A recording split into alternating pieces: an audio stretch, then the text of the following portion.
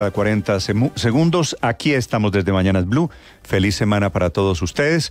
Una semana que va a ser la de la gran movilización que planea el gobierno, el petrismo, el pacto histórico, en todo el país, especialmente en Bogotá. La prueba de fuego seguramente para medir su temperatura política con una agenda de reformas que está trancada en el Congreso de la República, reformas de diferente naturaleza que en realidad no están marchando, un gobierno que tiene un apoyo popular cuestionado y en las encuestas sigue a la baja y con profundas divisiones políticas. Es el ambiente de la movilización de esta semana. Han anunciado en las últimas horas la convocatoria, se suman los maestros de FECODE, las centrales obreras, sindicatos como la CGT y la CUT, también los indígenas de la CRIC, que vienen desde el Cauca, asociaciones de campesinos de todo el país y en la costa del Caribe, ahora ligas de usuarios, por el tema de las tarifas de servicios públicos que van a protestar allí por el precio que les están cobrando por el servicio de la luz.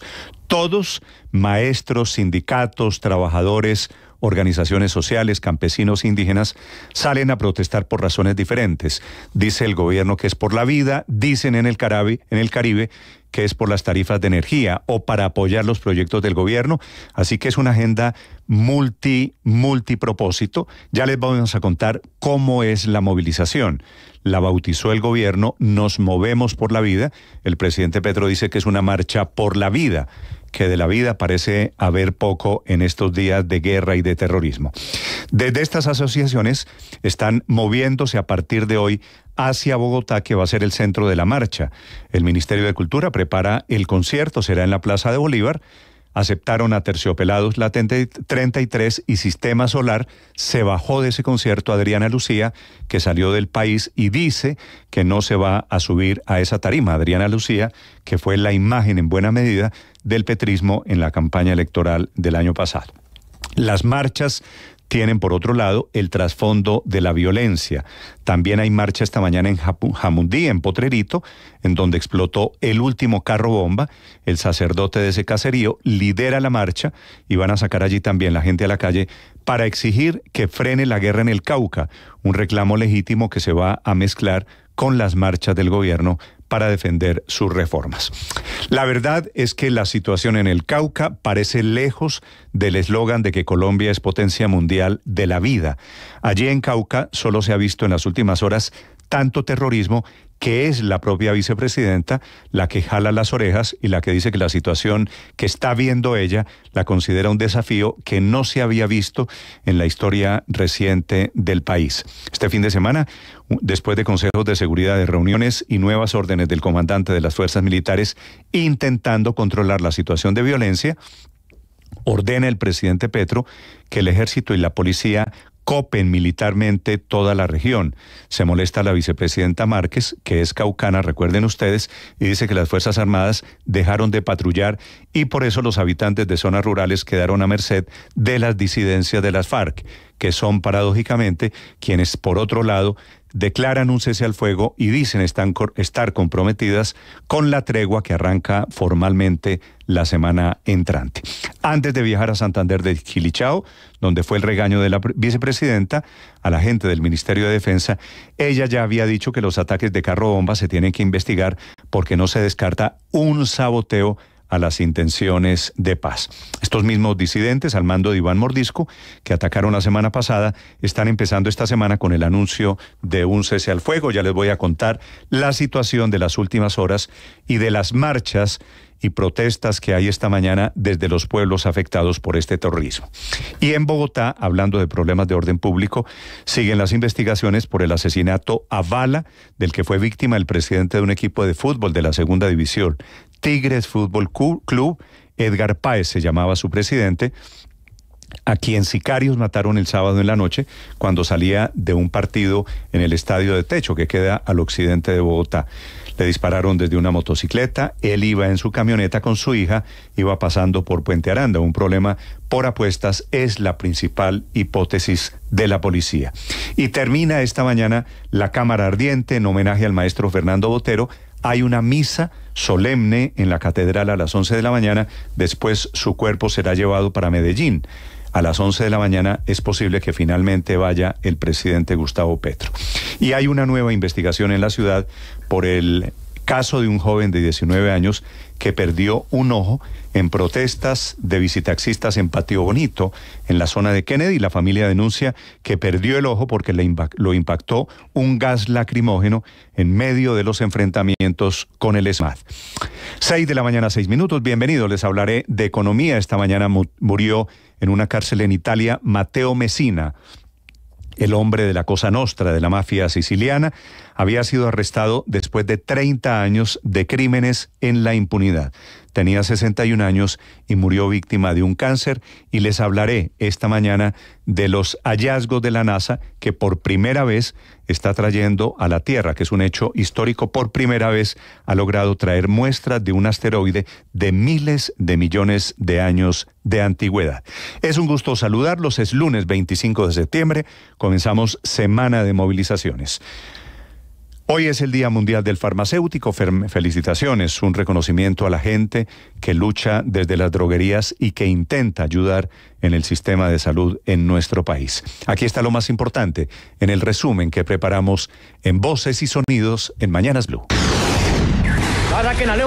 En pleno frenesí bélico, así dijo el presidente Petro, que está al departamento del Cauca. Por otro lado, desde Santander de Quilichao, la vicepresidenta Francia Márquez realizó un duro llamado de atención a la fuerza pública. Y ustedes no me pueden decir a mí que un grupito de jóvenes van a ser superiores a las fuerzas del Estado. No, eso no va a pasar. También se refirió a los atentados en Cauca y a la presencia guerrillera en el departamento. Porque cuando he ido a mi propio municipio, yo estoy a un lado y los guerrilleros están ahí mirándome y desafiándome. También afirmó que este lunes hablará con el presidente Petro sobre esta situación. Yo no puedo simplemente estar sacando Twitter y diciendo lamento la situación, no. Como gobierno nacional nosotros tenemos que actuar. Luego de estos señalamientos, el general Elder Giraldo, comandante de las fuerzas militares, envió un largo mensaje al cuerpo de generales y almirantes reconociendo que la situación en el Cauca es crítica y advierte que alguno de los grupos armados organizados no tiene ninguna intención real de paz. Mientras tanto, en Timba, Cauca, se prepara para este lunes una marcha por la paz. La población busca rechazar así acciones como la del carro bomba que cobró la vida de 2 personas y que dejó grandes daños materiales. Diego Trujillo es párroco del corregimiento de Timba. Para manifestar a todo el mundo el Cauca, que Timba y que todos queremos la paz. Y haremos hasta lo imposible.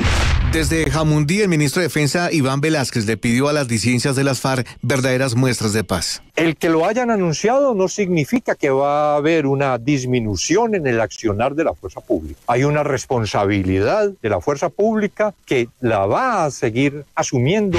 Luto en el fútbol colombiano. Edgar Páez, presidente y dueño de Tigres Fútbol Club, fue asesinado el pasado sábado 23 de septiembre en Bogotá, luego de un partido en el Estadio de Techo. Coronel Wilford Méndez, comandante operativo de Seguridad Ciudadana. En horas de la noche, en la avenida Las Américas, a la altura de la carrera 50, se presenta un hecho sicarial donde fue agredido el presidente de Tigres Fútbol Club. Esta persona fue trasladada al centro médico donde posteriormente fallece.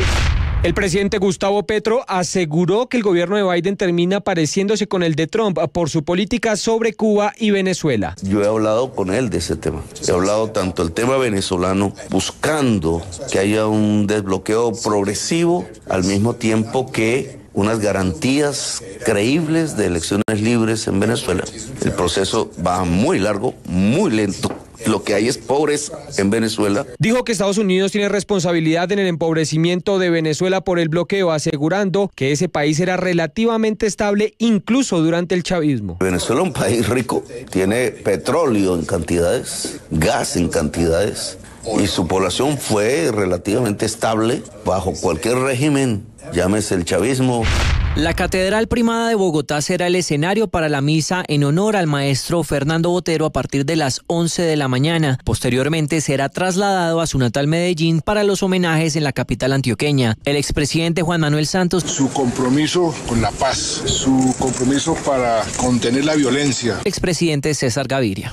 Yo tuve la oportunidad de ser cercano al maestro Botero, no muy cercano, pero sí de conocerlo y de charlar con él. También cientos de colombianos llegaron al Salón Elíptico para darle un último adiós. Era el sitio ideal para este tributo al maestro Botero. Organizaciones sociales, movimientos indígenas y campesinos ya se dirigen, algunos de ellos, hacia Bogotá para participar de la marcha del próximo 27 de septiembre convocada por el presidente Gustavo Petro y que, dice el candidato a la alcaldía de Bogotá, Gustavo Bolívar, también encabezará. Acabamos de pagar 10 tintos, los 10 tinticos nos valieron 45.000 pesos. Este fue el duro mensaje de la Unión de Cafeteros de Colombia. Aseguran que se encuentran inconformes por los altos precios internacionales del grano. Anunciaron que se van a correr las fechas de las movilizaciones del sector hasta que finalicen las elecciones regionales de octubre. Un joven de 19 años perdió la vista en uno de sus ojos en medio de las protestas del pasado viernes en el sector de Patio Bonito al sur de Bogotá. Esto al parecer tras ser impactado en la cara con un gas lacrimógeno. En medio de los enfrentamientos entre la fuerza pública y visitaxistas, Erika Prieto es defensora de los derechos humanos. Le pedimos entonces al gobierno nacional también que se vinculen, que se le dé una atención integral. En el centro de Buenaventura, una riña entre personas privadas de la libertad se convirtió en un amotinamiento que dejó el lamentable saldo de un fallecido y por lo menos 19 reclusos heridos. Lo que indican las autoridades es que la disputa fue entre miembros de las estructuras xotas y los espartanos, quienes se encuentran recluidos en este centro. Según el reporte médico preliminar, la condición de salud de estos heridos es estable. La alcaldesa de Bogotá, Claudia López, se refirió a los supuestos giros de millonarios recursos desde China para favorecer empresas de ese país en las obras del metro. Destaca que el proyecto ha sido objeto de disputas políticas con el propósito de desprestigiarlo y pararlo, y advirtió que reproducir denuncias, según ella, sin verificación o soporte, lo único que buscan es difamar y sembrar manto de dudas sobre la alcaldía. Desde 4 escenarios y durante 2 días, Bogotá presenció la reunión de grandes artistas de varios géneros y nacionalidades para celebrar la música latinoamericana en la segunda edición del Festival Cordillera. Por su parte, Andrés Calamaro estaba presupuestado para tocar 1 hora y media, pero abandonó el escenario 25 minutos antes. Al parecer, la altura no le permitía cantar adecuadamente y se le vio molesto y apático en el escenario. Yo soy un loco que se encuentra. Misión cumplida. La sonda espacial OSIRIS-REx de la NASA llegó a la Tierra con la muestra más grande que haya recolectado el hombre de un asteroide. El material extraterrestre podría dar pistas del origen de nuestro sistema solar. El último jefe de jefes de Cosa Nostra así es definido hoy por todos y cada uno de los medios de comunicación italianos que tienen esta como principal noticia del día. Morto nella notte Matteo Messina Denaro. Con la noticia de la muerte nella notte del boss mafioso Matteo Messina Denaro. El último padrino, y contaban todos esos medios de comunicación cómo fue detenido el pasado 16 de enero. Cuando fue apresado, estaba enfermo del cáncer hepático que le ha quitado la vida en las últimas horas y llevaba 30 años prófugo de la justicia. Desaparece así la única persona que conservaba los secretos de esa organización criminal. Fecha 14 del fútbol colombiano, fecha en la que Águilas Doradas venció 1-0 como visitante al Boyacá Chicó. Como local, América goleó 4-1 Atlético Nacional. Santa Fe en el Campín venció 1-0 al Deportivo Pereira, y Junior en el Metropolitano de Barranquilla perdió 1-0 contra el Deportes Tolima. Se aplazó el duelo entre Envigado y Millonarios y hoy a las 10 de la mañana se disputará en el Polideportivo Sur. Se aplazó por malas condiciones climáticas. Estás escuchando Blue Radio.